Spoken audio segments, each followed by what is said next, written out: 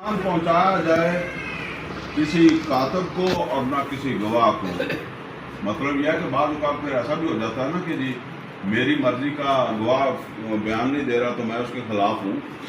تو فرمایا کہ نہ گواہ کو نقصان پہنچایا جائے نہ تحریر کرنے والے کو، کہ بعد میں کہو جی تحریر کرنے والے نے بے ایمانی کر دی، ہمارے ساتھ زیادتی کر دی، تو نہیں.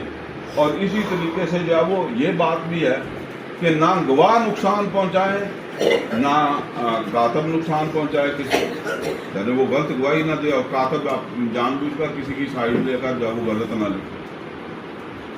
وَإِن تَفْعَلُوا فَإِنَّهُ فُسُوقٌ بِكُمْ، اگر ایسا تم کرو گے یہ تمہاری طرف سے گناہ ہوگا.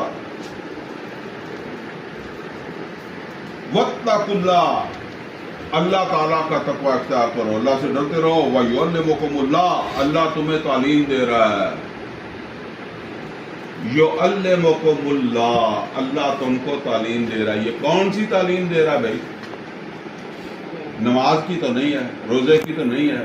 اس میں جو ہم پڑھ رہے ہیں یا ایھا الذین آمنوا سے جو شروع ہوا ہے اذا تداینتم بدین، کوئی نماز کی، روزے کی، حج کی، کوئی عمرے کی، کوئی تعلیم ہے. کون سی تعلیم ہے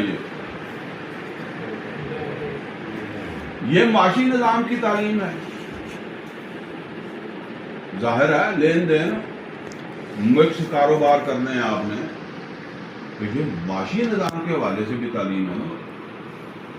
تو عام طور پر ہم نے یہی سمجھا ہے کہ قرآن میں صرف نماز کی بات ہے، روزے کی بات ہے، حج کی بات ہے، اور اس کی بات ہے، زکوٰۃ کی بات ہے. تو وہ تو ہمیں مولوی صاحب بتا دیتے ہیں. تو یہ تعلیم تو مولوی صاحب نہیں دیتے. یا اتنے لوگوں نے کوئی خطبہ جمعہ ایک سنا ہو اس موضوع پر. بلکہ میرا خیال یہ ہے کہ کوئی مولوی ایسا ڈھونڈے جو اس پر عمل کرتا ہے، کوئی پیر ایسا ڈھونڈے جو اس پر عمل کرتا ہے. میرا پیر تو کرتا تھا، ڈاکٹر اسرار احمد، وہ کرتا تھا. ٹھیک ہے نا. تو نہ کوئی پیر آپ کو ملے گا اس پر عمل کرتا ہوا، نہ کوئی مولوی ملے گا. ٹھیک ہے. اسی وجہ سے جس پر آدمی خود عمل نہیں کرتا اس کو کیسے خطبہ جمعہ دے دے گا؟